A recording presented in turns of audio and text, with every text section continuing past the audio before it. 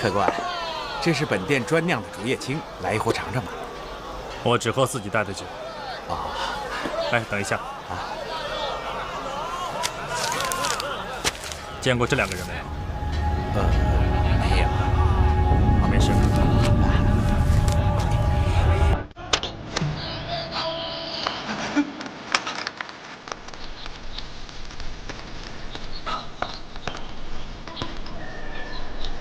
究竟是谁？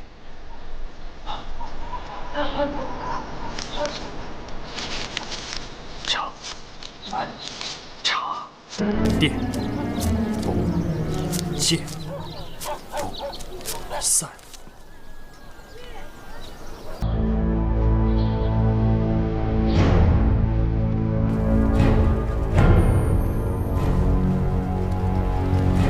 站住！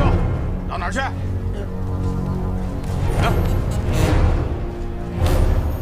走走。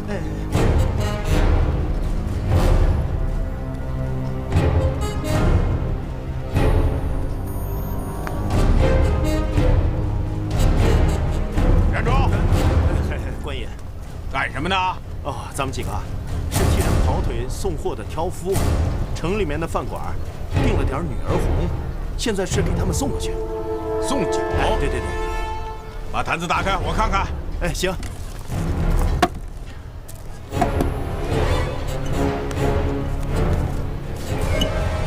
您看，真香这酒啊！香吧？官爷，我跟你说，这酒很多，东家没什么数，这瓶您就留着尝尝。哎，有道理。那我就不客气了。啊，好，你们走吧。哎，谢谢，谢谢官爷啊。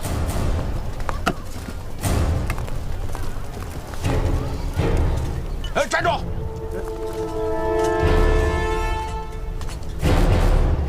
官爷，还有事吗？你不是说没数吗？是没数。那你再来一坛。行行，来，官爷，孝敬您的。走吧。哎，好，谢谢啊，谢谢官爷。不错。哎呀，好险呐！哎呀，赶紧走吧，快走，走。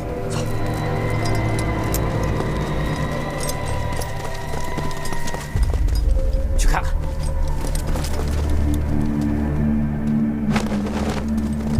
没有。奇怪，那个风城上下知道咱们来吗？也不出来接应一下。那2个反贼不会来了。什么人？你说风城双侠来不了了，什么意思？我的剑会告诉你。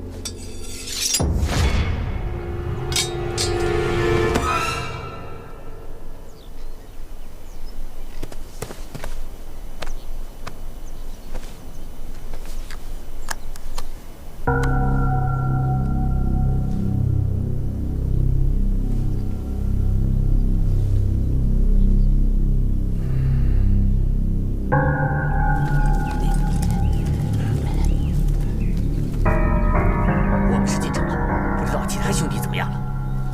赶紧设法联络他们。好，走。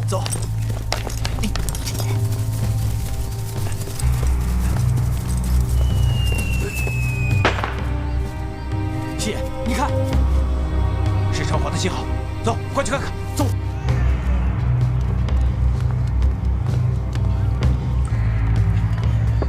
不对，看见信号，咱们赶紧过去。行。凤城太近，外面的官兵太多了，咱们得小心点，千万别暴露了身份。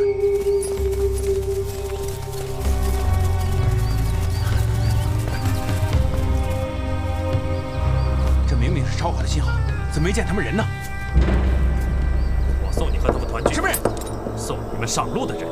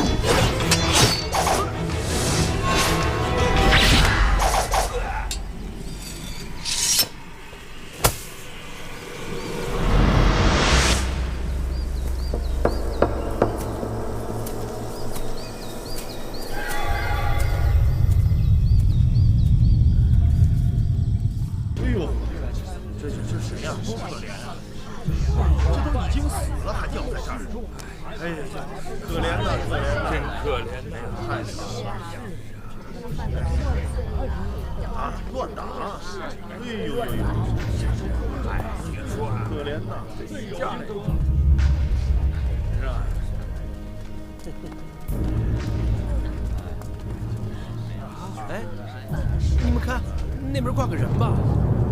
英雄哥哥也在那边。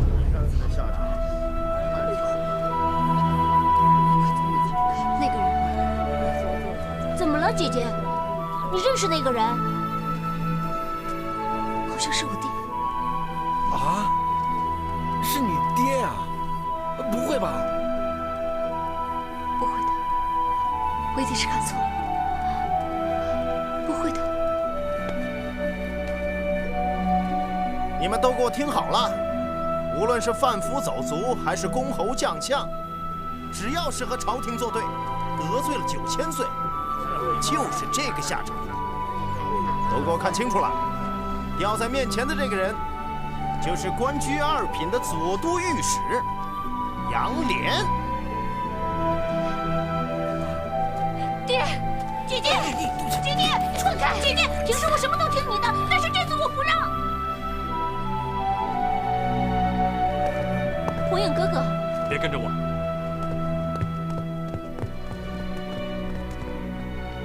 放手，姐姐！别看你官兵那么多人吗？你现在却送死啊！那个是我爹，他死得这么惨，你放开！呀！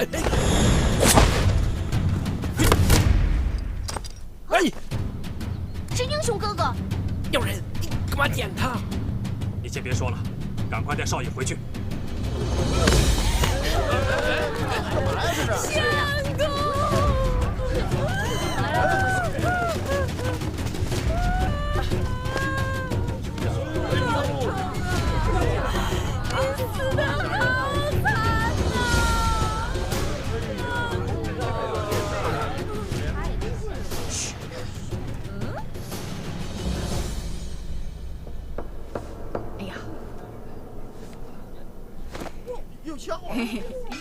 不好意思啊，认错人了，认错人了。再见，再见，再见，再见。哎呀，我都想走我没那么容易。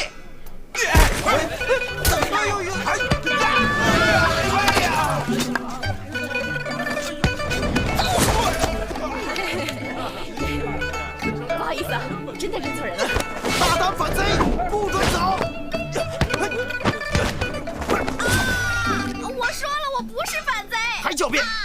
我刚才明明听见你喊反贼杨涟相公。我哭错人了。即便你们不是夫妻，也脱不了干系。来人，拿下！哎呀，押回大牢，严刑拷问。是。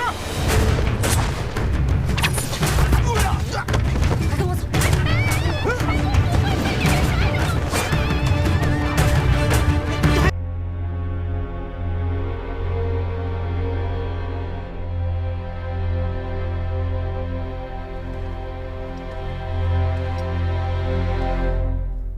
义父，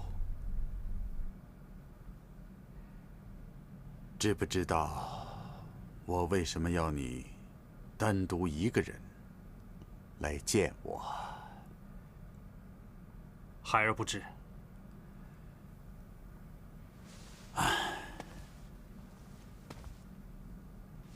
杨涟死了，还死得那么惨，你同情他，可怜他，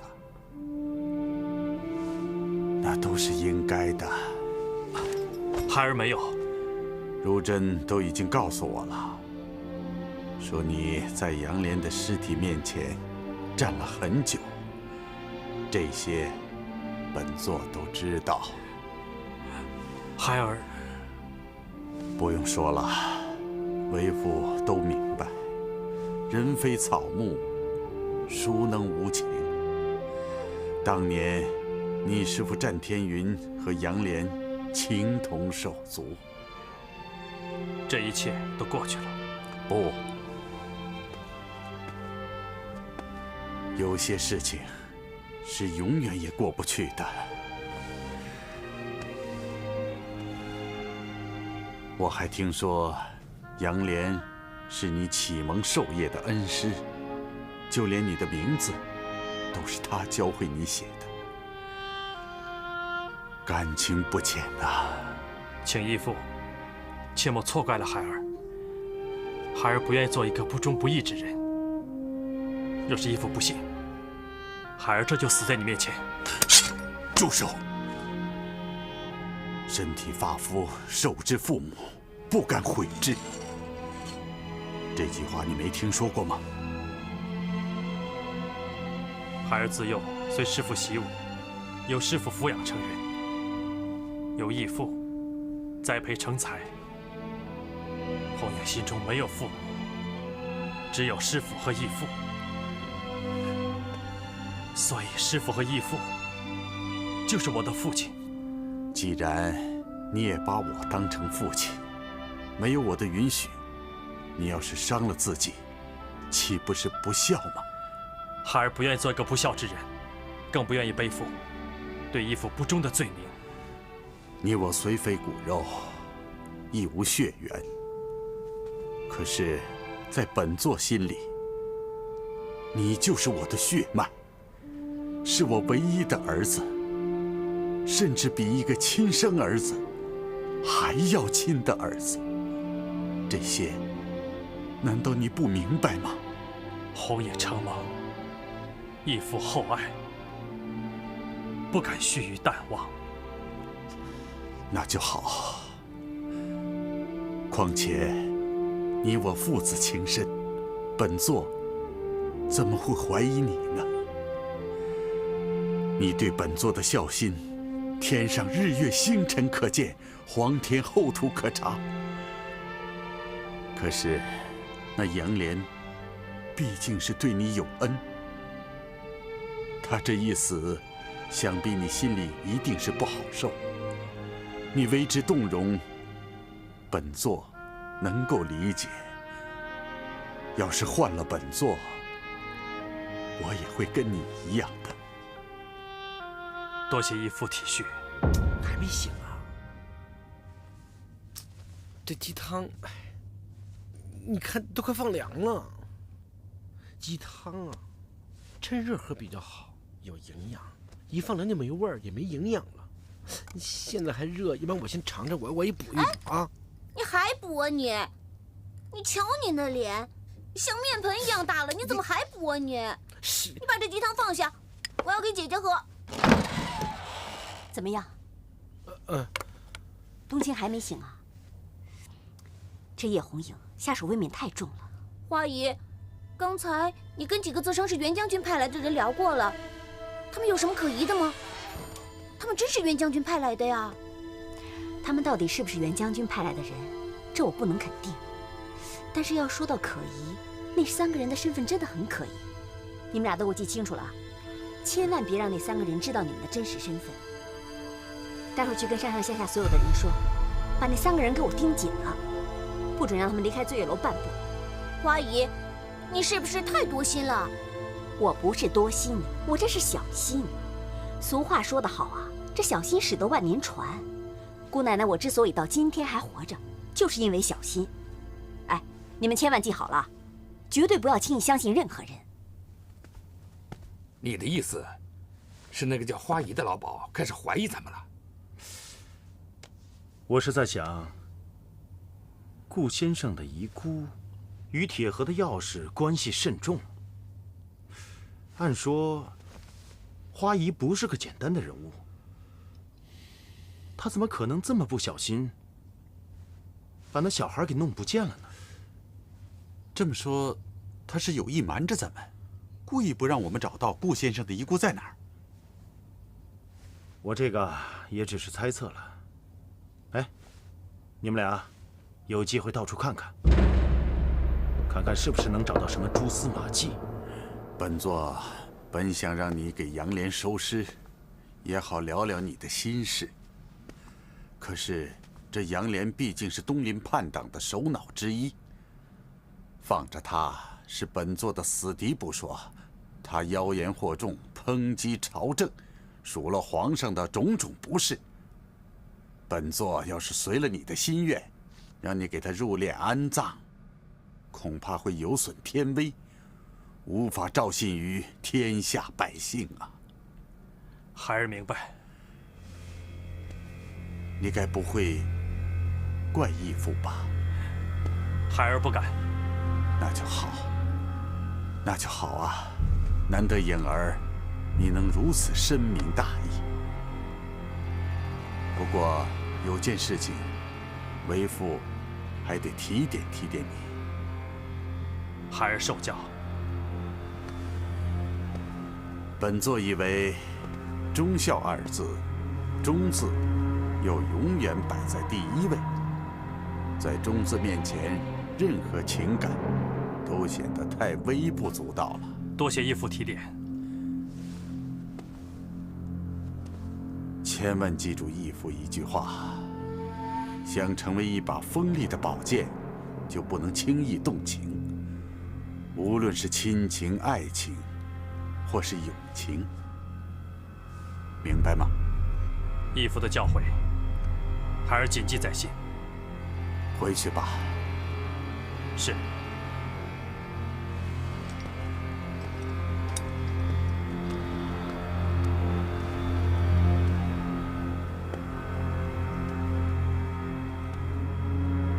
叶红影，你太多情了，注定无法成为一把最锋利的剑。当你不能再为我所用的时候，我会亲手斩断你这把扁钝的废铁。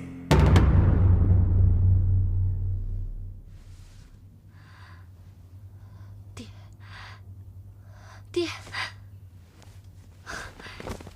哎，冬晴，你刚刚醒，这么急着要去哪儿啊？我不能让我爹就这么掉在大街上。哎，不行，今天你休想出这个房门。是啊，姐姐，我们好不容易把你救回来，你不能再去送死了呀！你们如果谁敢再拦我，别怪我六亲不认。你可以六亲不认，但是我不行，我不能看着你白白去送死。今天你非要出这个门，那你就让花姨先死在你的面前。花姨，你别再逼我了。冬晴，是花姨求你别逼花姨了。你这一去，醉月楼上上下下几十号人还有命可活吗？你不想活，你想死，我管不着。可是为什么不替别人想一想，不替人院想一想，不替我想想呢？大仇未报身先死，你甘心吗？你问问人院，他甘心吗？我告诉你，最起码我不甘心。姐姐，你就听花姨的话吧。冬晴姑娘，你冷静点儿。被吊在街上的是我爹，如果换作是你，你能冷静吗？人心都是肉长的，要换成是我遇到这事儿，我肯定也冷静不了。可是为了顾全大局，我不能让你连累其他人。你放心，只要我替我爹收完尸，我就会以死谢罪，不会连累你们任何人。不许动！花姨，花姨，你要死了，你们全家的血债，谁替你去讨啊？你可别指望我啊！我自己还有好大一笔血海深仇等着我去报的，我可忙不过来。你在这给我好好待着，冷静的想一想。人院，马上飞。在。替我好好看着他，他要渴了给他喂水，他要饿了就给他喂饭。听清楚了没有？听见了。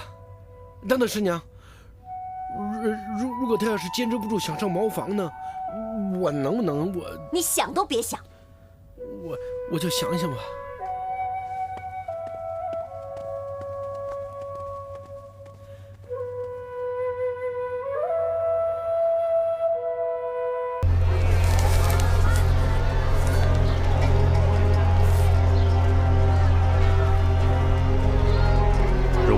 三铁骑向袁崇焕求援的话，那这余孽必定藏身罪狱牢中。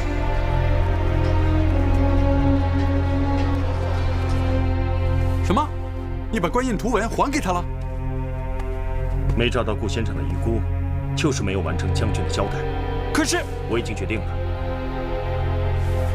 等找到了遗孤以后，我再回辽东复命。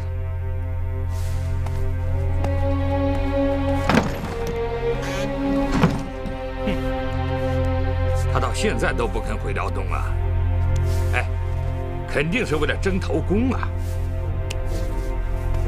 哎，每次有什么功劳，都给他抢，想想真是不甘心。哎，大家多年的兄弟啊，可不能胡来啊！哈，没事，我就说说而已嘛。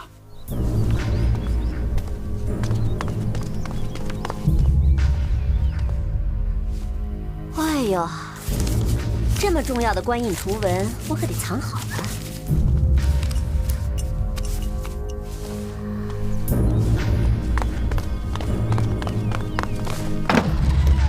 花姨，冬晴，找我有事吗？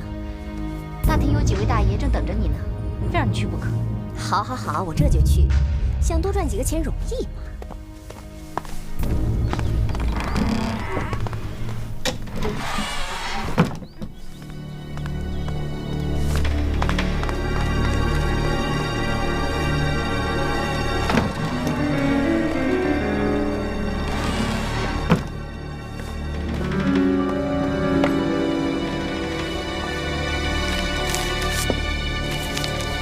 官印图文。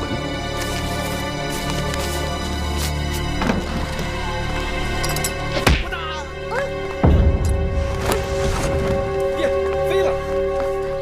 是气功，难怪上次砸得那么重，一点伤都没有。追！马舍飞，你不是会轻功吗？你快带我飞去看看呀！真傻，有后门不走，干嘛要飞呀？走。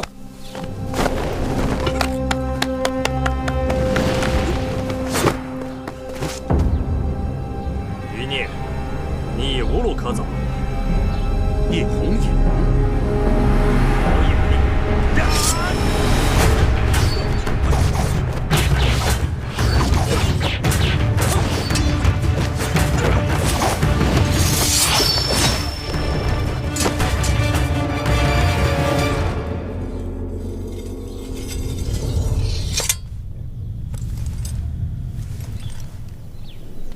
站住！叶红影，我今天让你血债血偿。要报仇，你找错人了。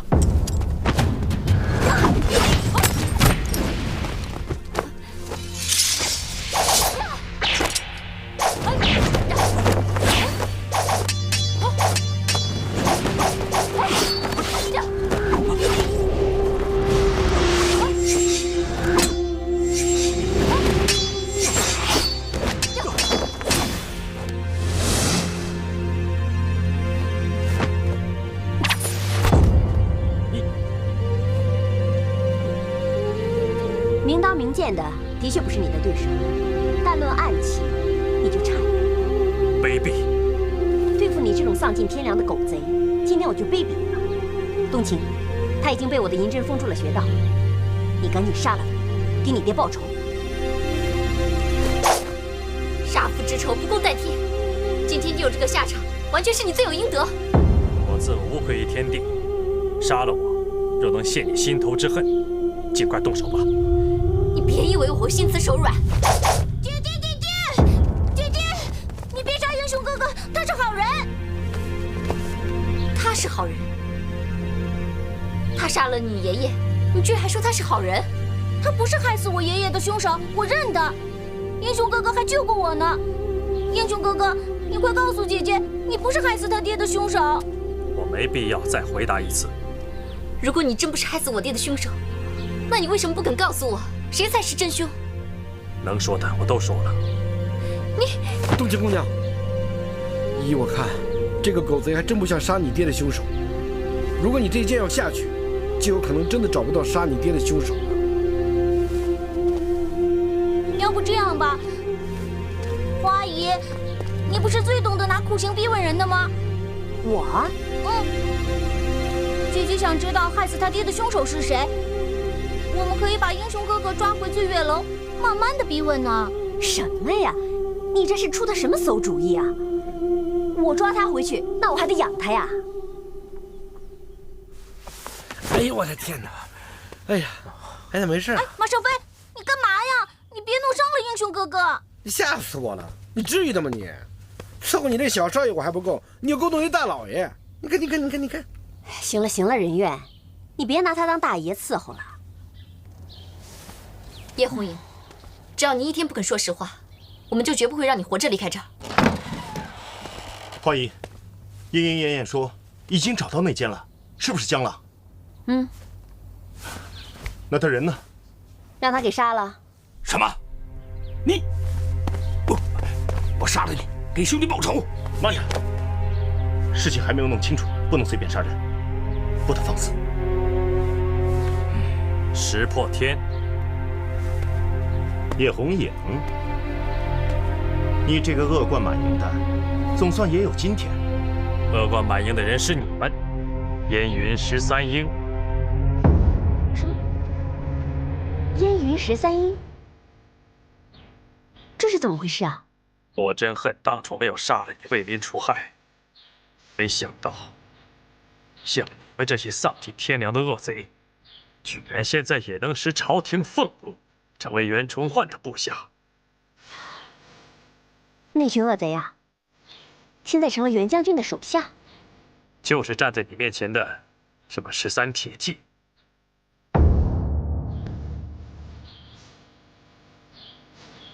凭什么让我们相信你说的？因为他背上青面獠牙的罗刹刺青就是最好的印证。背上有青面獠牙的刺青，我想起来了。你想起什么？背上有青面獠牙的刺青。石破天，上次我给你洗澡的时候，我就发现你背上有青面獠牙的刺青。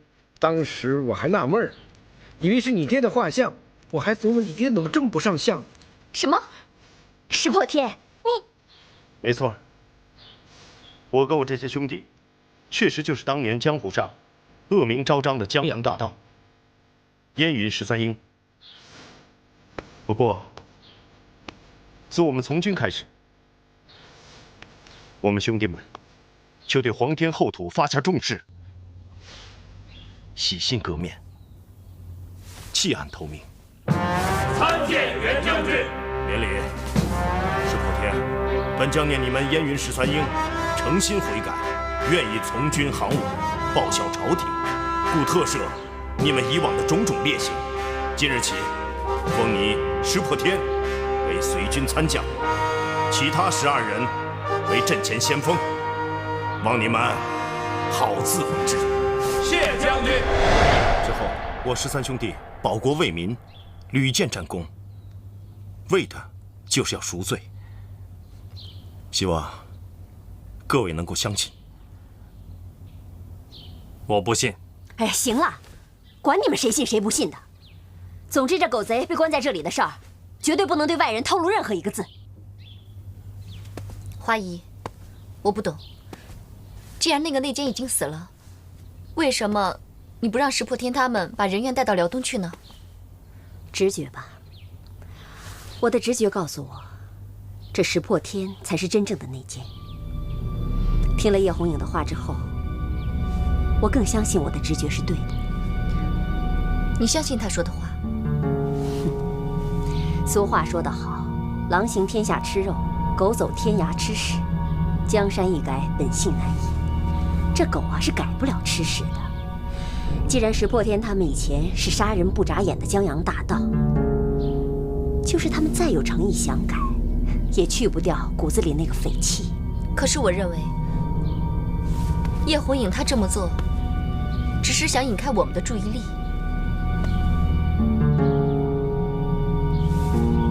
他这个狗贼，我见到他就想将他千刀万剐。哼，你恨他是一回事，要知道我可是过来人啊，我看得可清楚了。其实你心里对他多少还是放不下。我没有。你没有？哎，那最好了。那现在他被咱们给抓住了，总这么关着肯定不行。这世上又没有不透风的墙，消息要是传出去啊，咱们肯定都玩完了。哎，不如这样吧，你去把他一刀给杀了，一了百了。我舍不得了吧？不，我只是想问清楚他，到底谁才是我的杀父仇人？唉，好吧，反正你心里怎么想，我也管不了。哎呦，真是的！我现在心里最烦的就是这叶红影的事儿该怎么善后。这放虎归山肯定是不行，杀了他你又舍不得，总关着吧还浪费粮食。哎，你说我当时干嘛要封住他的穴道啊？还不如当初咔嚓一刀把他杀了也就算了。唉。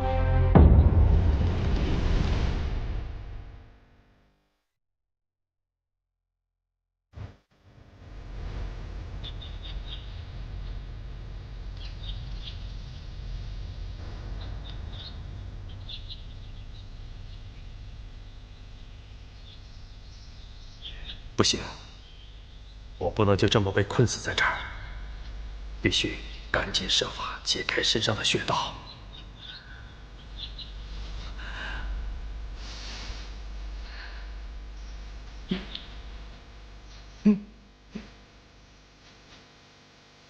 强行冲开被封住的穴道，只怕会伤及筋骨，走火入魔。我答应过袁伯伯照顾冬青。石破天心狠手辣，若继续留在醉月楼，只怕对冬青不利。我必须设法让冬青看清楚石破天的真面目。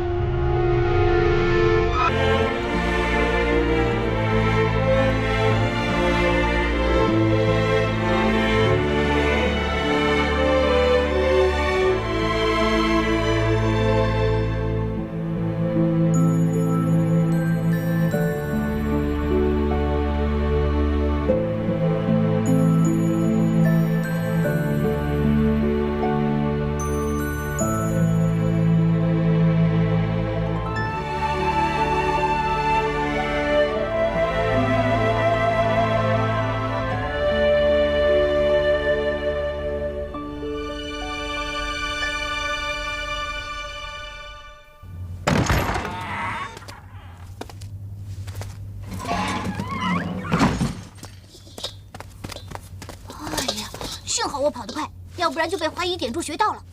英雄哥哥，我都按你教我的去做了，接下来该怎么办？等。等？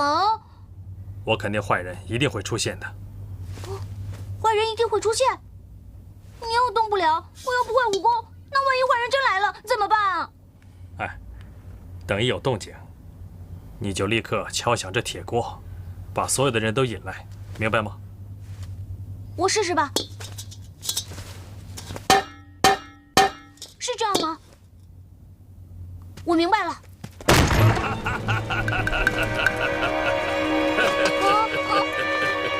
只可惜你们没有这个机会了。坏人真来了！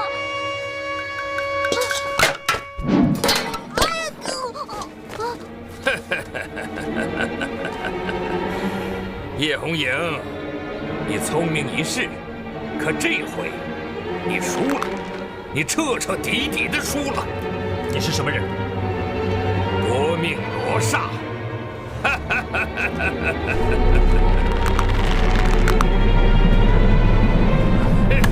我赶紧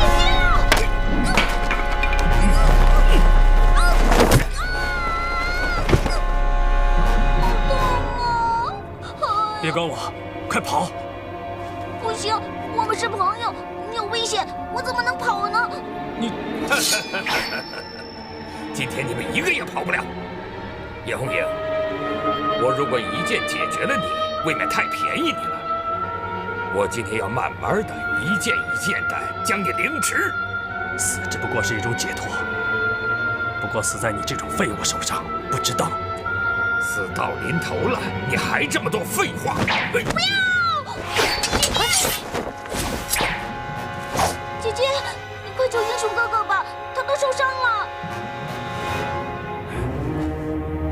受不受伤，关我什么事儿？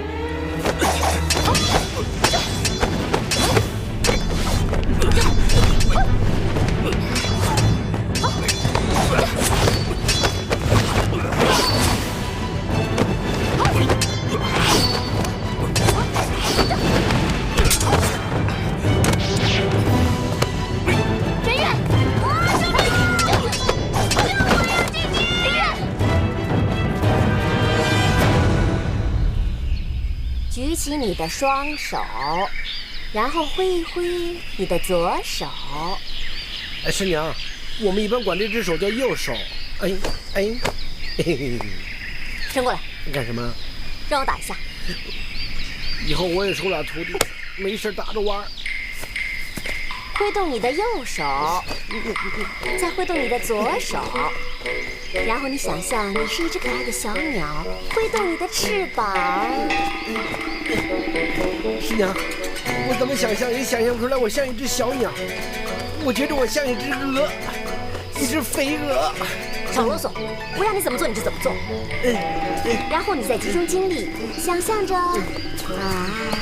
我可以一飞冲天，我再看清楚了吧？照着做，快！我飞！师娘，这全是树，不敢飞。这有什么不敢的？我上次就是撞到树上了，差点把脑袋撞脖子里去，不能那么莽撞了。我是怕你停不下来，才故意挑这个地方的。没事没事，放心吧啊！飞。没事没事，你是没事，我受得了吗？我脑袋要是再撞树上，就像这么大一只鹅蛋似的，啪一下摔树上了，连皮带花全散了。怎么，你现在还没出师就学会顶嘴了？你皮痒是不是？你信不信我拿家法刺？飞吧，飞！太暴力！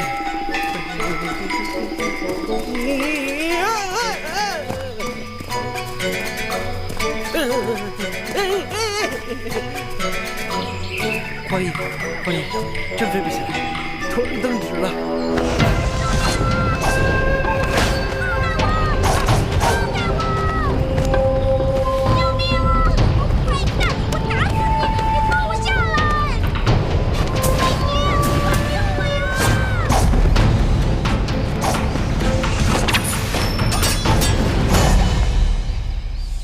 怎么飞不起来啊？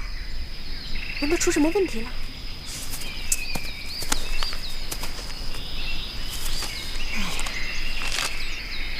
我已经把这书上的心法口诀一字不落的都说了呀，落了什么？没有啊。你确定一招没落吗？没有啊。花姨，我给你出个主意吧，外边太热了，要不然咱们先回作业楼，摆上酒摆上菜，叫人莺莺燕燕一起，咱们猜着拳切磋着，看看有着什么好主意没有？我告诉你，你休想！你今天要是飞不起来，你休想吃喝。哎，我问你，你上次究竟是怎么飞起来的？不知道。你仔细想想嘛。还是不知道。上次官兵拿着刀枪戳我屁股，当时我心里害怕，一着急一使劲儿，就飞起来了。一着急一使劲儿。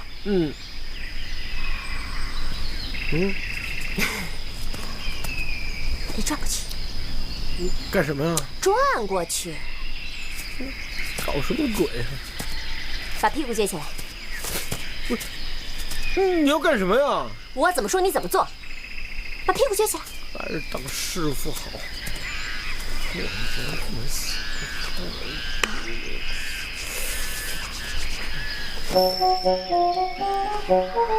我看你急不急？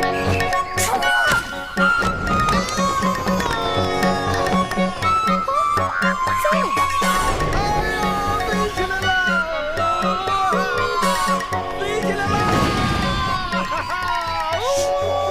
这招真有效。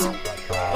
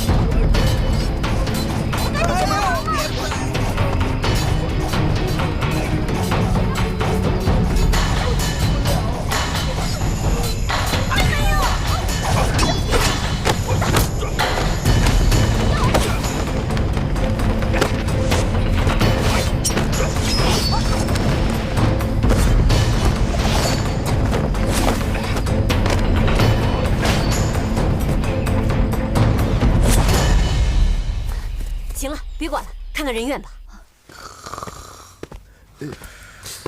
这是对不起，我走错地方了。别撵我，我这就走。爹，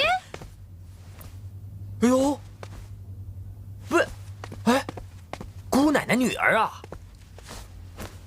不是你这，哎，你怎么戳这儿一动都不动啊？我还以为是座菩萨呢。你大白天的就上醉月楼来了？啊，我不是跟你说过很多回了吗？你爹来这儿完全是为了给朝廷办事儿。哦，哎，那你这回办事儿怎么没有脱光了衣服忧国忧民呢？哪能每回都一样呢？其实啊，我是来找你施工的。施工啊？哪个施工啊？我的师傅叶红影啊。哦，我想起来了，就是那个老板着脸长得一点儿都不如我们家相公的那个叶红影吧？哎，对，什么？他还不如你们家相公？那当然了。我跟你说啊，那天我给他一只鸽子，我还告诉他这鸽子是从醉月楼里飞出来的。之后啊，我就再没见着他人影了。我想他八成是跑到这儿来了。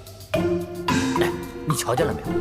哎呀，你别提了，你女儿我这2天可遭大罪了。我一会儿被人绑，一会儿被人点穴。别说我施工了，我连只鸽子都没有瞧见呀。你没被那些乱七八糟的男人怎么样吗？说什么呢？哎呦，那就好。哎呀，原来是这样啊。好，行，那你继续在这戳着吧，我接着找人了。哎，你别走啊！你也不问问我找着相公了没？哎，有你这么当爹的。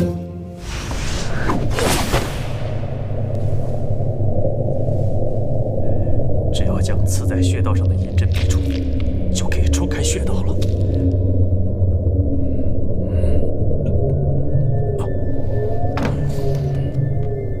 叶红影，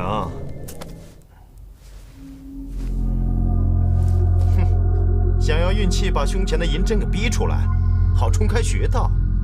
哼，叶红影，我会给你这个机会吗？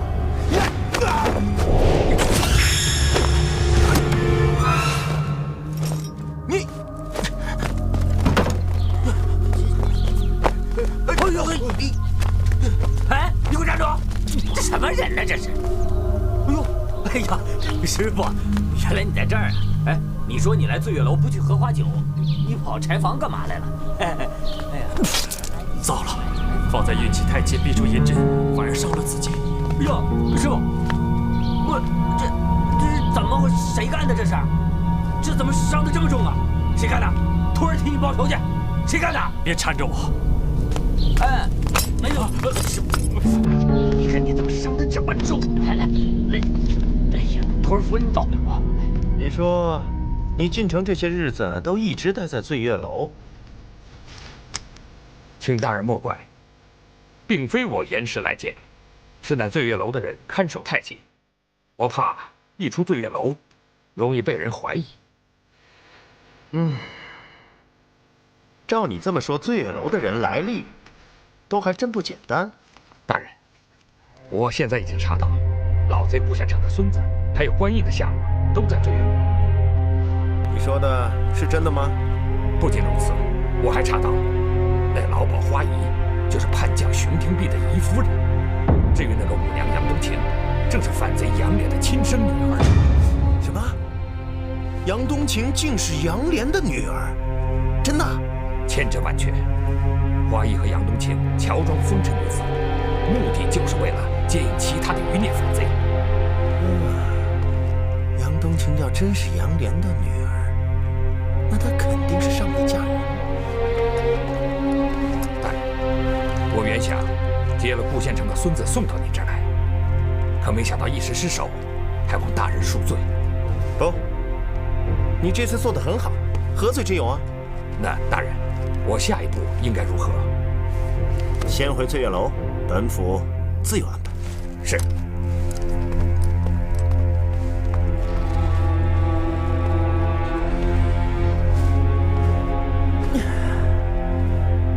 杨冬青，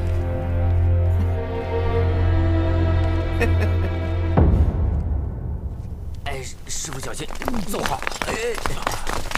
千户大人，你们启禀千户大人，我们奉巡抚大人之命，在此特来接应。你们怎么知道我在这里？卑职不知。哎，各位官爷，你们来的正好，我师傅受伤了，你们赶快送他回去休息，好不好？啊，好，这就送你上路。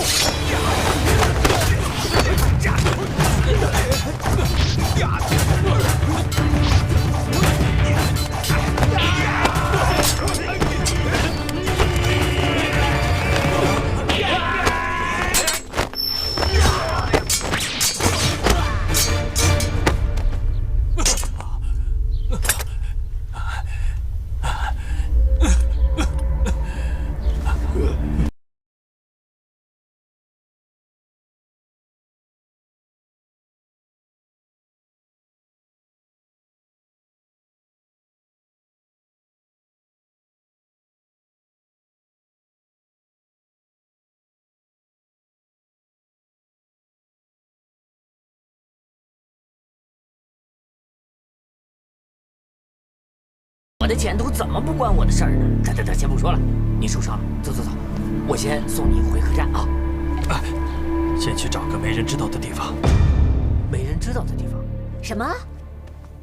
不见了？刚才我一上柴房就发现他不见了。我们里里外外都找遍了，就是不见他人影。对呀，英雄哥哥怎么这样啊？走了连句再见都不说。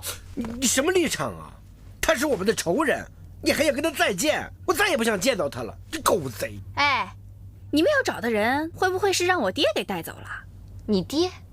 对啊，我在这儿杵了1天了，除了我爹，我还真没看见有别人。哎，那你爹怎么还把你一个人晾在这儿，没一块带走啊？我那个不孝的爹，哎，算了，别提了。这不可能啊！叶红颜已经被我的银针封住了穴道，就凭你爹那个活宝，根本没本事救他。哼，一定是他自己运功，逼出银针，冲开了穴道。就算是他自己运功逼出了银针，那也一定会伤了他自己的。要是没有人扶着，他不可能走出这个醉月楼的。有没有可能扶走狗贼那个人就是内奸呀？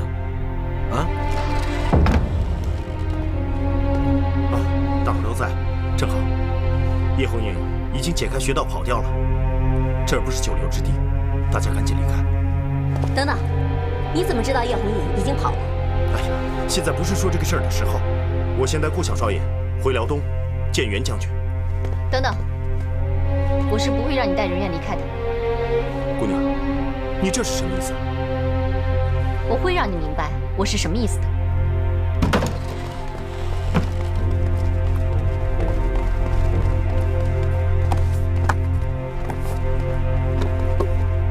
你们到底要在我房间里找什么呀？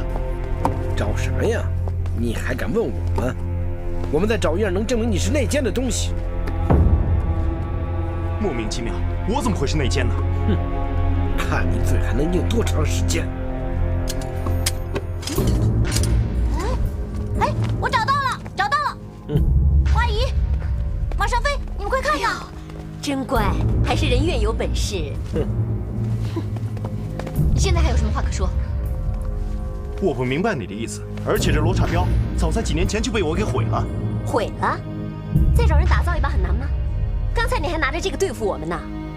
现在我懂了，你们的意思都在怀疑我就是内奸。我们不是怀疑，是肯定。对，不。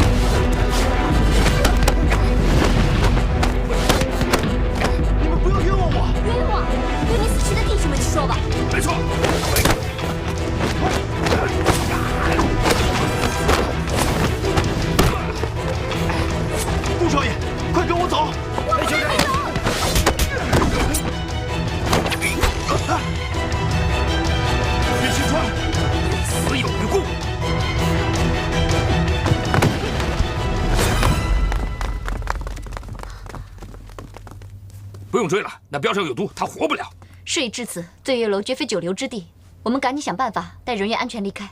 花姨，花姨，花姨，不好了，官府来了好多人，巡抚大人还说非要见冬晴姐不可。又是潘汝贞这狗贼！花姨，你先陪我去应付着。岳壮士，花姨房里有条密道，请你保护人员，尽快离开。花姨房里有条密道，马上飞和人员知道密道的入口。姐姐，我也想跟你一块儿去。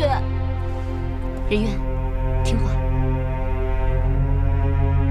花姨，咱们走。走。二位，赶紧收拾简单的行装，咱们在花姨的房间里会合。当家的，这个白鸡呀，肯定比他这个黑鸡好。我这个黑鸡大呀！我跟你俩说啊，不管是白鸡黑鸡，只要能炖汤给师傅补身子，它就是好鸡。哎呀，那我这个还是我这个好，我这个好，我这个好。哎呀，你说你追呀！哎，给我！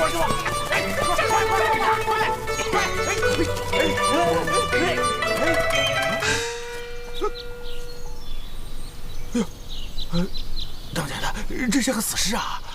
当家的，这怎么有个死人呢？死人？但是可以肯定的是，它是个大馅饼。馅饼？哎，你瞧，看他腰上那个闪闪发亮的牌子，那肯定是个金的。这要拿到当铺去，这得卖多少钱呢？哎，还愣着干什么？赶快上啊！不是，哎，难道让当家的我亲自上啊？不是当家的，我怕拿死人的东西遭报应啊！遭什么报应？有钱不赚才遭报应呢！哎，他不上你上。啊，我宁可遭报应，就报应死我也不碰死人东西。我说你们两个废物点心，除了吃还会什么呀？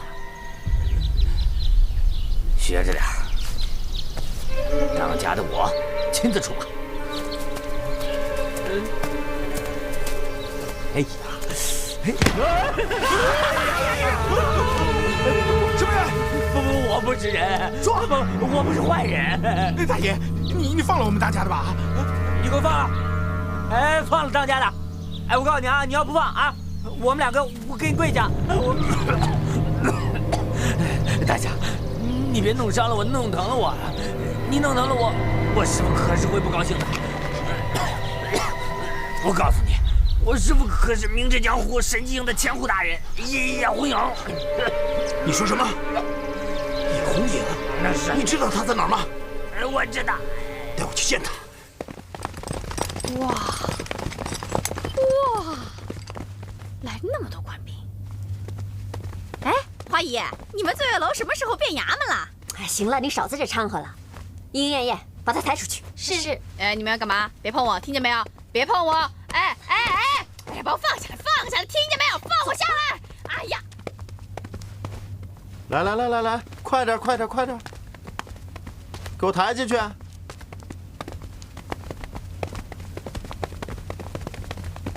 行了，就放这儿吧。你们先退下。是。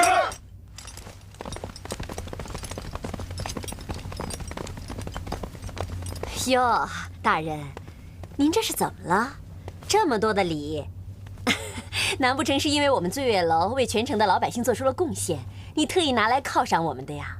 没问题，我这就叫所有的姑娘们出来跟您说声谢谢啊！哎，你不必劳师动众了，我的这些东西只送给杨冬晴杨姑娘。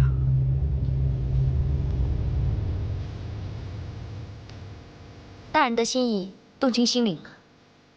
只是无功不受禄，这些东西还是拿回去吧。就是啊，大人，俗话说得好，无功不受禄。我们又没做什么顶天立地的大事，您送这么贵重的东西，让我们冬晴怎么受得起呀？哎，当然受得起啊！实话实说了，我带着这些东西是有事要求于杨姑娘。求我？大人您位高权重，求我一介清流女子，这岂不是很滑稽吗？就是啊，大人，您就别拿我们开心了。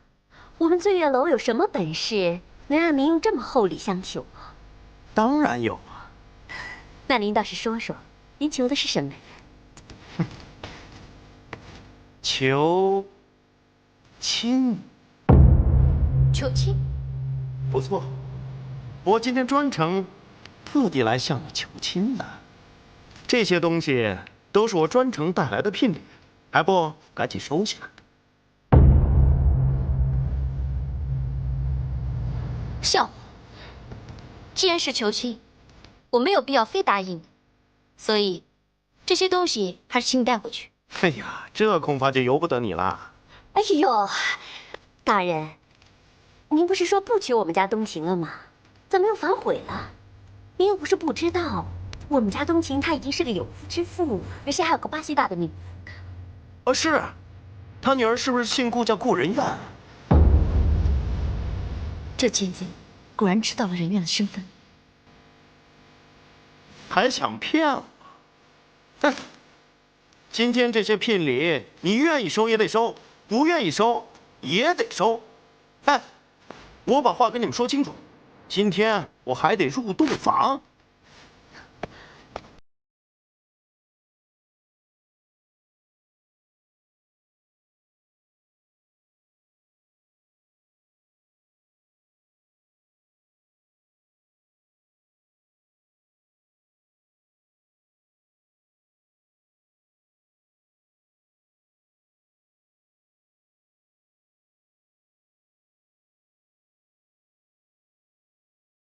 今天就是你们的忌日。潘汝贞，杨姑娘，放心吧。为了表示我的诚意，我会命令我手下把杨莲大人，就是我的岳父，重新再风风光光的厚葬。哎呦，大人，您说的什么跟什么呀？我都听糊涂了。糊涂？还真没想到，当年威震江湖的赛花花，哎，熊廷弼的13姨太，你会？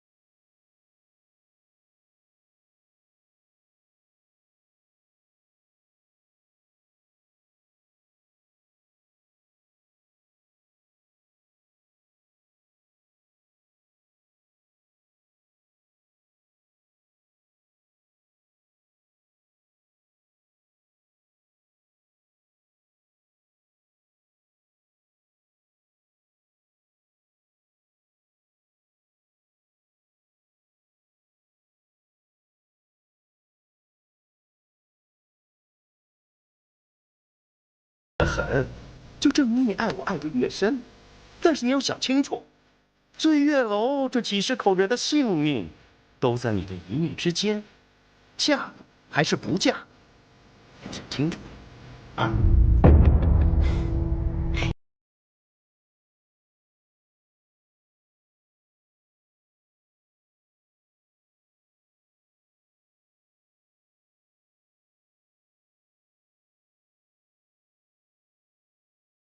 腾出一间上房做本府的新房不难吧？杨姑娘，你考虑清楚了，到新房来找我啊！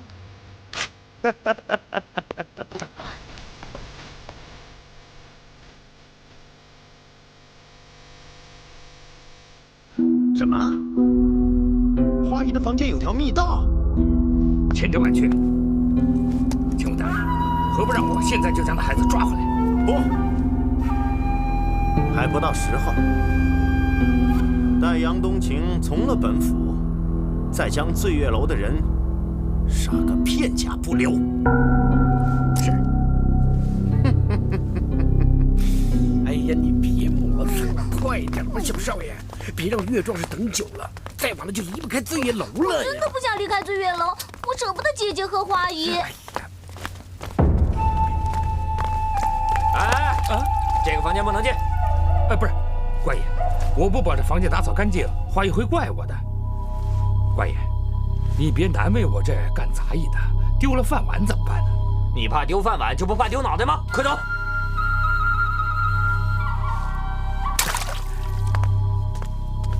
为什么找我？因为你和我一样，都想取一个人的性命。你指的是谁？岳新川。你想杀他，是因为他是袁将军手下的13铁骑。我要他的命，是因为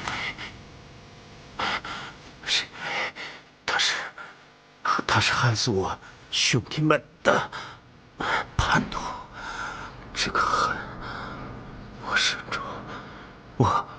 深中剧痛，没办法，只好求你了。杀了他，除尽了13铁骑，是我必须完成的使命。你不必求我。可是岳新川，他手上有罗刹镖，不好对付。当年我也是因为这个罗刹镖，才能从你手下死里逃生。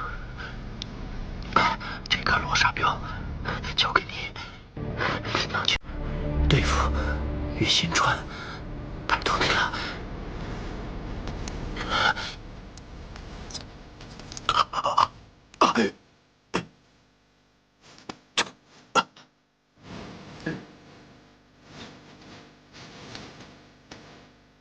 哟，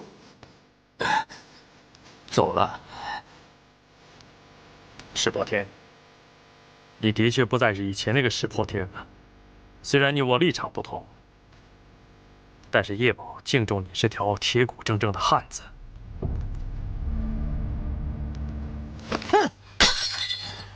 大人，是不是我有什么地方伺候的不周到？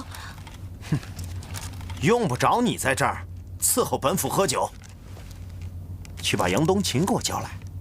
大人，您喝点酒消消气儿。走。燕燕，肯定是你伺候的不好，得罪咱们大人了，还不赶紧出去？是花姨。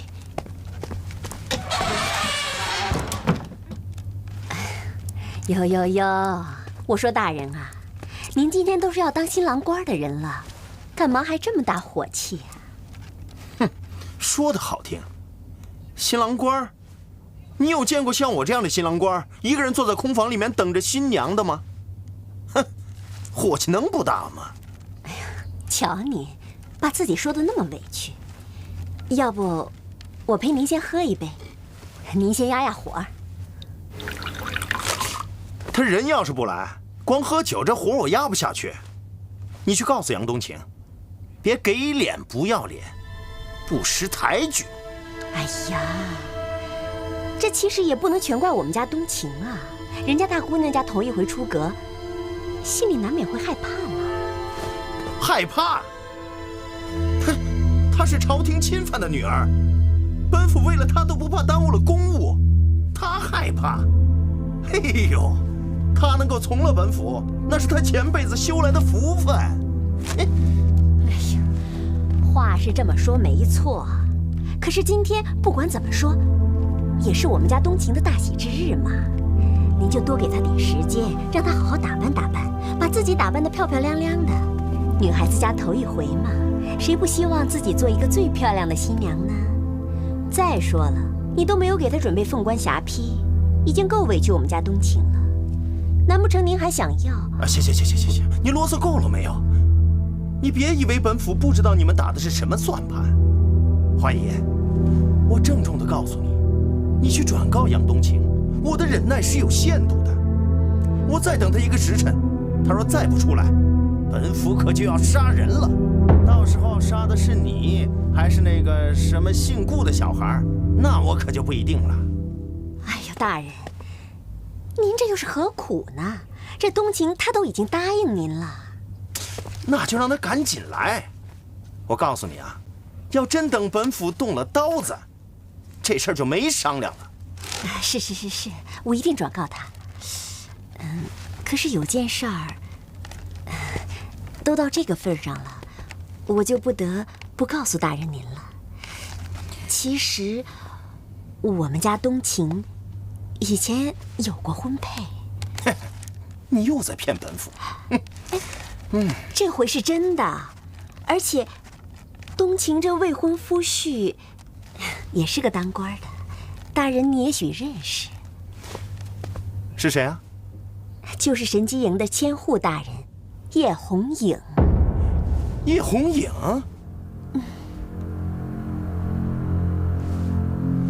哎呦，看您那样子，是不是不想得罪他呀？太好玩了嘛！啊，叶红影和杨冬晴有过婚约，这事儿太好玩了。大人，您说太好玩了，是不是想说我们都是一家人，愿意放过冬晴了？华姨，我要老实的告诉你，叶红影这个人，我真是恨之入骨。她和杨冬晴有过婚约，那杨冬晴今儿晚上一定得跟我成亲了。我倒想看看叶红影知道我和他的没过门的妻子入了洞房，会是什么反应？走，本来想拿叶红影吓唬他，让他知难而退，没想到却反而弄巧成拙。哎呀，别闹了，小少爷。这醉楼看来是出不去了。你说这狗屁壮士跑哪儿去了呢？这得猴年马月才能找到袁大将军啊！老太爷，您可看见了吧？我可真是尽力了，我尽全力了，我一直保护小少爷。你可千万别变成厉鬼来找我，这半夜这么老梦见你。老太爷保佑！现在能不能见到袁将军，我一点也不担心。我最担心的是姐姐和花姨，不知道他们到底怎么样了。哎，这一天从早上到现在还没吃饭呢，找找厨房还有没有什么吃的。哟，哎，花姨，哎，你们怎么还坐在这里发呆呀？什么叫怎么坐这儿发呆呀？发呆不需要道理，无聊打发时间呗。我们现在的处境有多危险，你知道吗？刚才莹莹和燕燕告诉我，到处都有官兵守着，不准任何人离开醉月楼。那我不是已经让岳壮士送你们离开了吗？对呀，可是你的房间门口也有官兵守着，不准任何人进去。难道官兵知道了密道的通口在我的房间？哎，那岳壮士呢？还提那狗屁壮士呢？什么壮士？早没人影了。不见人影了？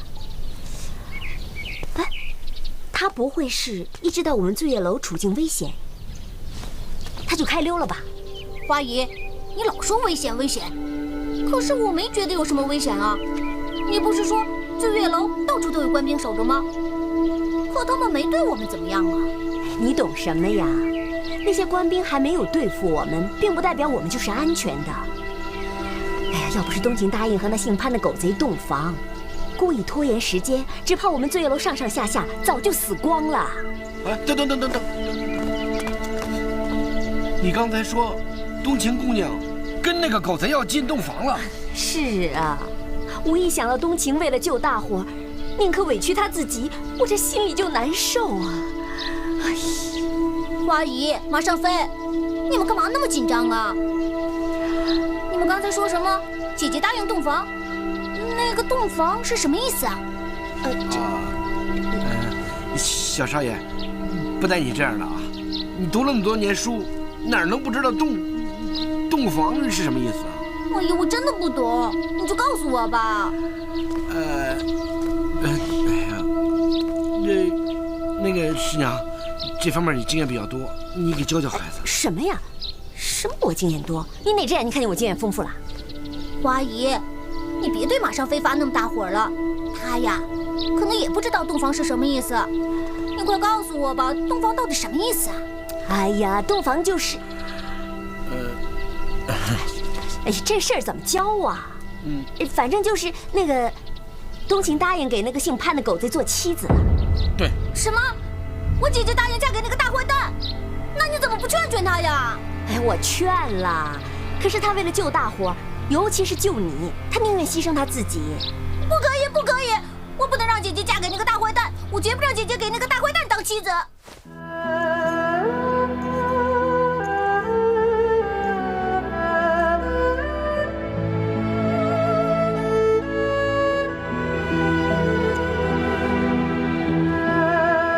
物归原主。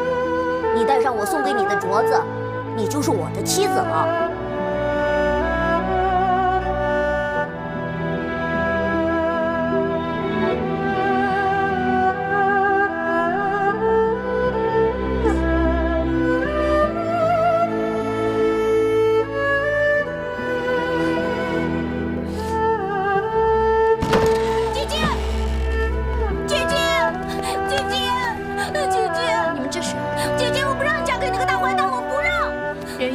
说什么呢？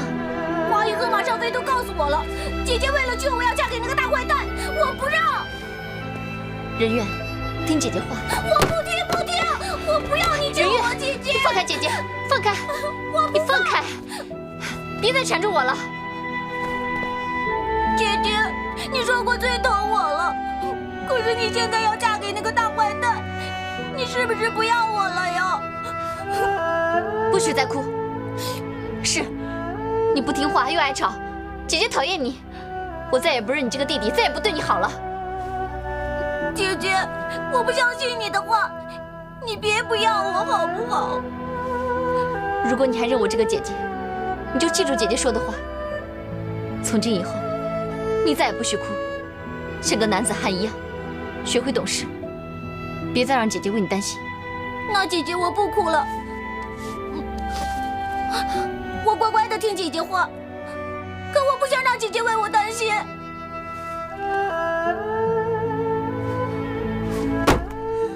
潘汝贞这个狗贼，我非杀了他不可！哎，给我站住！你做事再这么冒冒失失，没有一点分寸的话，那冬晴的牺牲不都白费了？可是我不能看着火坑让冬晴姑娘去跳啊！够了，冬晴她已经够委屈的了，你还说这些无济于事的话干什么呀？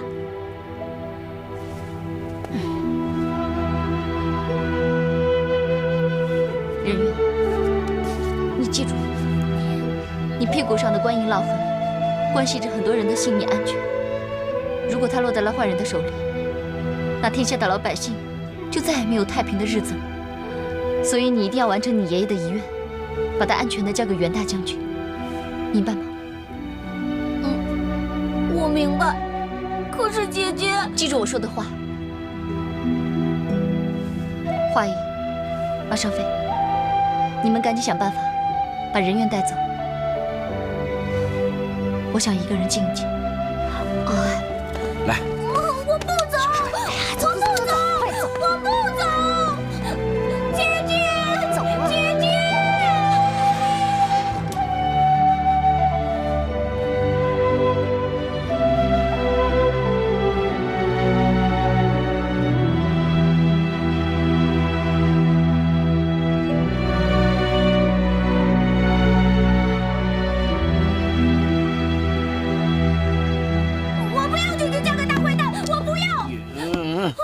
行了行了，我的小祖宗，我求求你了好不好？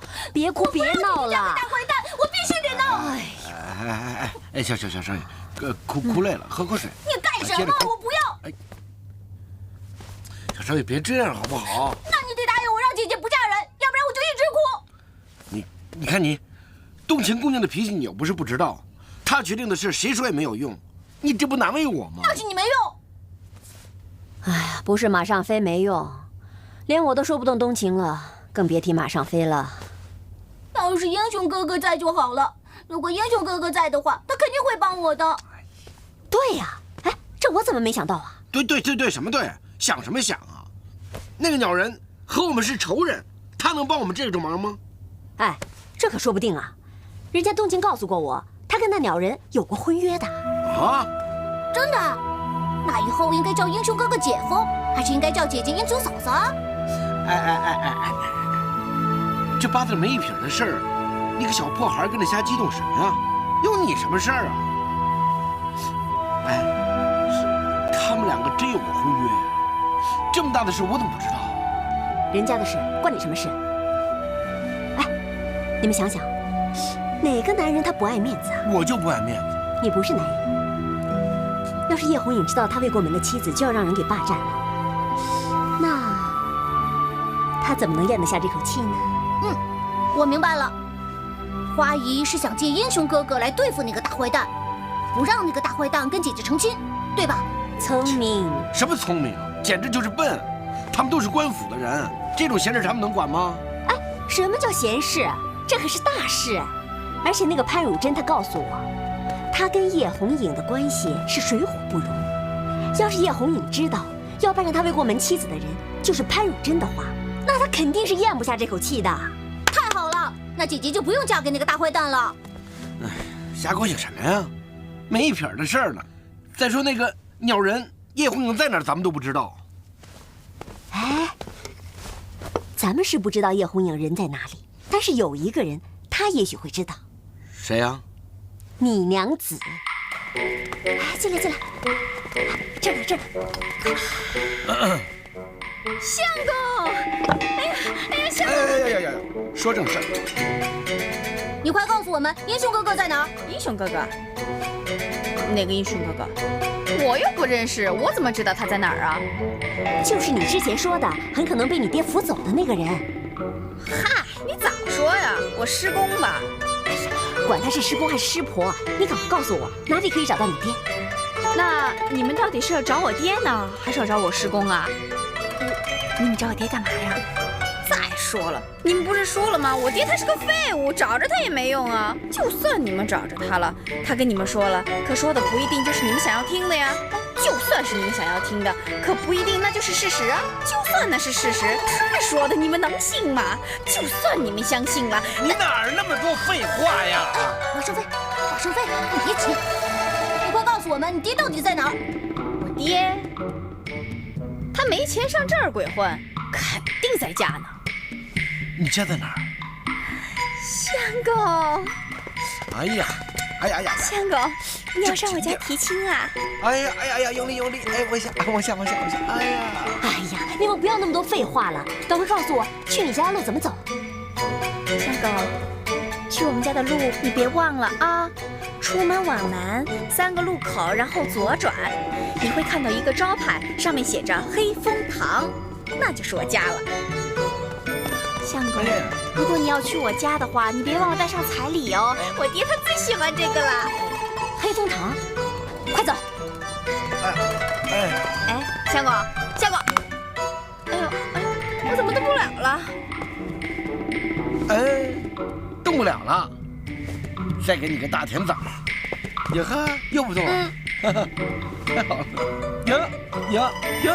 有，爱蜜。相公，你别不管我呀！哎，你娘子刚才说去她家的路，你记清楚了？我记不太清楚，乱七八糟的，但是我能找到。你什么意思啊？哎，我跟你讲清楚啊，她不是我娘子，她比我娘都厉害，我烦死了。哎呀，不管是不是了，外面那么多官兵把守着，我们出不去。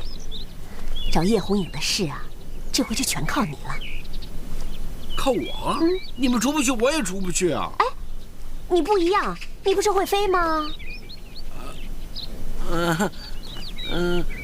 飞我是能飞一点，但是我非得有个条件，必须得实在是没辙了，我才能有这种飞翔的感觉。这个我们都知道，人月说他已经把办法都想好了。哎呀，花姨，他还是个孩子，说话永远不靠谱。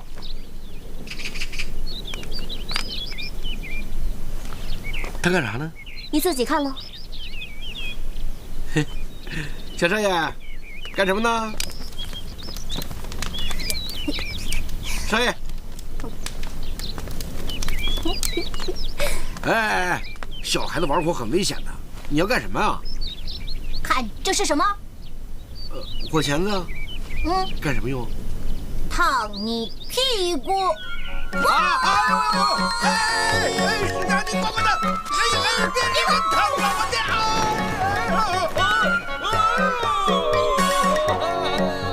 飞起来了！这办法不错啊！好高啊！能不能找到铁红影，就看你的了。好，等着我！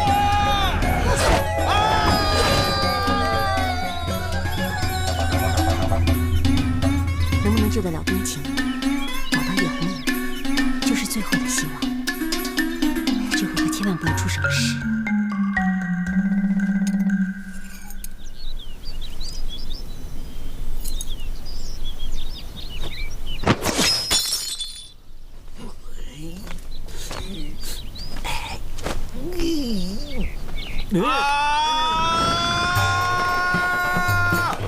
救命啊！我下不去了！哎呀，躲开！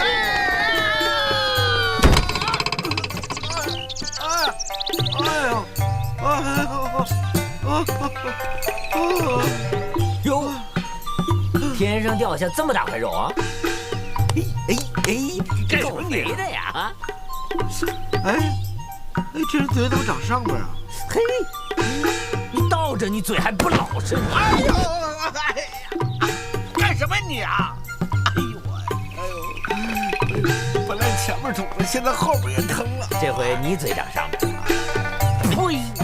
上我这干嘛来了？带见面礼了吗？我不找你，我找那鸟人。哎呀，鸟人，我来找你。找我？你我好像没什么交情。是没什么交情。我要不是看你快戴绿帽子了，我才懒得理你呢。呸！你敢辱骂我师傅？我看你这分明是茅房里点灯。这不是成语吧？当然是，你找死！我说的是真的，他的娘子快被别人霸占了。娘子，他马上要戴绿帽子了。哎呦，我师傅又有娘子。哎呀，师傅，你有娘子啊？他娘子不就是我师母吗？哎，真是，师傅，我跟你说这个事儿吧，你就闭嘴。到底发生什么事情？你说清楚。姓潘的那狗贼，逼着冬晴姑娘跟他进洞房。什么？我师娘，你不熟，就是花姨。她告诉我说，你跟冬晴从小就定了亲，现在那个狗贼要霸占她。你说你是不是要快戴绿帽子了？冬晴现在在什么地方？在醉月楼，被官兵包围着，进也进不去，出也出不来。哎呀，就这么走了？师傅，晚上带师娘回来吃晚饭啊？靠边！爷，花姨马上飞怎么还不回来呀？快了啊，别着急啊。这马上飞啊，他可千万别飞过头啊。你说马上飞能找到英雄哥哥吗？这放心吧，他一定可以的。花姨，我知道你是在安慰我，但是如果马上飞真找不到英雄哥哥的话，那我姐姐真得嫁给那个大坏蛋了。我现在担心的不只是冬晴，这眼看着一个时辰就要过去了，我现在更担心的是花姨，怎么回事啊？花姨，姓潘的那个狗贼开始抓人了。赶紧带人员藏起来啊！是，花姨，小少爷，快走，快走，快！我最担心的事终于发生了，放开我！走，是的，快走！潘汝珍，带起来！花姨，救命啊！花姨，兰兰，潘汝珍，放开他！给我识相点！我告诉你，花姨，时辰可是到了，我说过的话会兑现的。来人，在，把这个女子拖出去杀了。是。兰兰，杨冬晴呢？救我啊！花姨，杨冬晴，姓潘的，兰兰。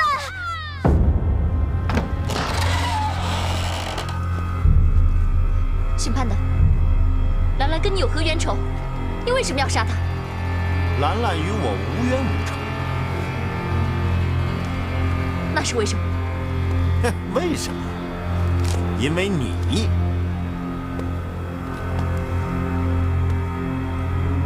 难道花姨没有告诉你吗？我在我的房间里等你，只要你不来，每隔一个时辰我就会杀掉一个人，直到你心甘情愿地从了我。真，你花姨，为什么不告诉我？我不告诉你，是因为我想找到周旋的机会，让你可以回到他的要求。啊，你们没有这个机会了。你们都看到了，本府的忍耐是有限度的，所以不想让人在你们的面前继续打架。该怎么着，你们自己应该心里清楚啊。等等，还有什么见教？我答应你，马上到你房里去找你。冬晴，此话当真？我杨冬晴说话绝不食言。不过，我有个条件，你必须答应我。你说吧。我要你马上把包围在醉月楼的兵全部撤走。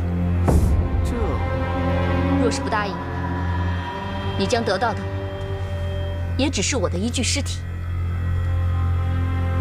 好，本府答应你，但这是我最后的让步。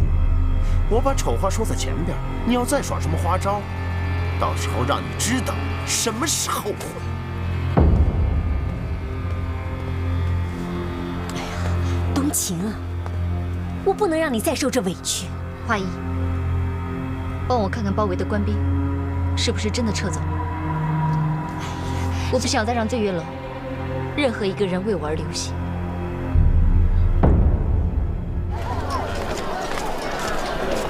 走，跟上！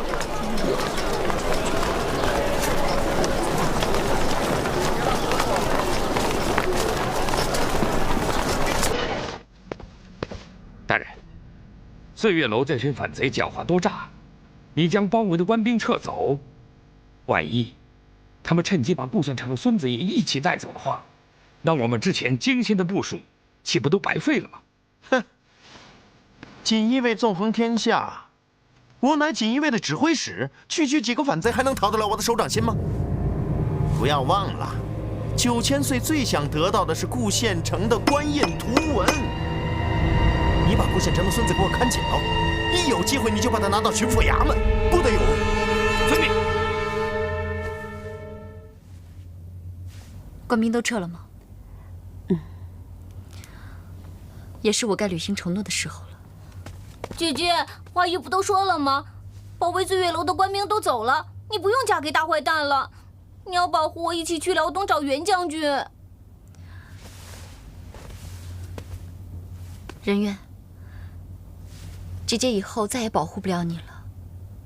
你是男子汉，要勇敢，要学会照顾自己，知道吗？可是我舍不得姐姐。姐姐也舍不得人渊。可是天下没有不散的宴席。记住姐姐说的话，你以后不许再哭，要学会懂事。你身上的责任重大，绝不能因为一点小事让你爷爷和那些为了保护你而失去宝贵性命的义士们白白牺牲。你明白吗？我明白。可是，记住我说的话，人渊，姐姐想让你笑着。姐姐，你看我笑了。冬晴，我实在是舍不得。难道你就这么甘心，这么认命了吗？命该如此，我不认命，还能怎么样呢？刚才你应该已经看出来了，就算我以死相逼，换来的也是姓潘那狗贼的缓兵之计。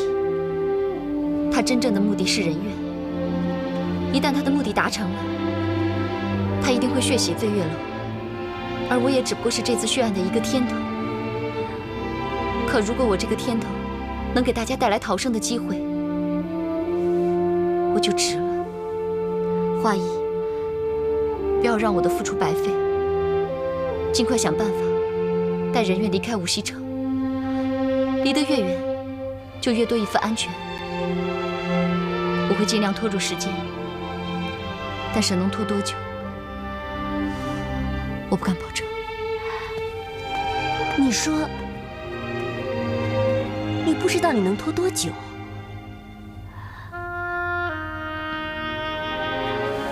我明白了，你为了保住清白，不惜和那狗贼玉石俱焚，对不对？花姨，你就别再逼问我了。冬晴，我太了解你了。既然你了解我，你就知道我是不会改变主意的。冬晴，照我的话去做，照顾好人。冬青姐，冬青姐，艾弟，冬青姐，她吵着非要来不可。冬青姐，你的事情他们都跟我说了，咱们姐妹一场，你听我的，别那么傻。你要向我学，勇敢追求自己的真爱，一定要嫁给一个你爱的人呀。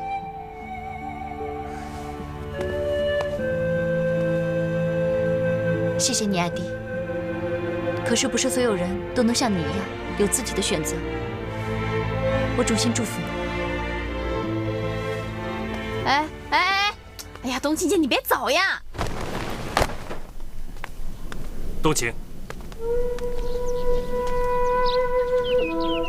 你那位朋友已经告诉我了，你该不会已经答应潘如真了吧？你明知道我会这么做，你又何必再明知故问呢？你知不知道你在做什么？我当然知道我自己在做什么。一直以来，我认为你是最了解我的人，你知道我所做的一切。你既然知道自己在做什么，那你就更不能。不能？为什么不能？因为为了你，为了从小和我青梅竹马、指腹为婚的你，还是为了和我有着不共戴天、血海深仇、杀父仇人的你？你就算不为了谁，也该为你自己吧。我为的就是我自己。我不甘沦落风尘，我想攀龙附凤，我想做一只飞上枝头的凤凰，我想风风光光做一个巡抚大人的夫人。我有什么错？我没错。我不相信这是真的，你说的是气话、反话。不，我说的全部都是真心话。我弟一生为官清廉，可是他最后惨遭杀害，冤死。而我一个人孤零无依，如今我想找个归宿，找个依靠，我有什么错？不，你并不孤独。我答应过杨伯伯要照顾你，我会照顾你的。不，站在我面前的是叶千胡叶大人，不再是我的鸿运哥哥。我知道你对我不谅解，但是你为你爹想一想，他就你这么一个女儿，若是他泉下有知，知道你如此不珍惜自己，他能含笑九泉吗？那你呢？你又珍惜过自己吗？你是我爹的授业门生，曾是他的未婚女婿，他对你视如己出。如果让他知道你现在是为祸人间、残杀忠良的魔头，他能含笑九泉吗？为什么把我说得如此不堪？你一向都是最了解我的人。现在不是。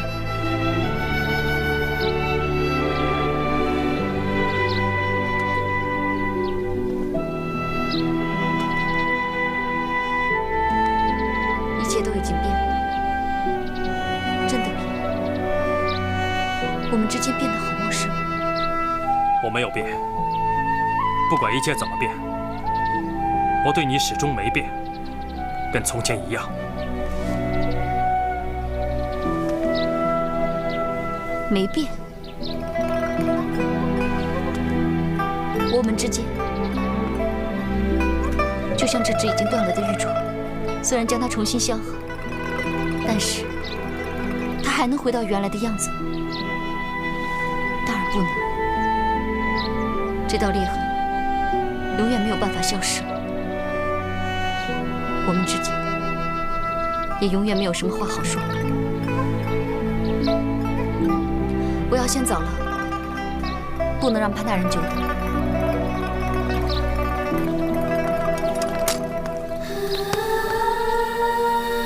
我最后再说一次，留下来。我也最后再说一次，放手。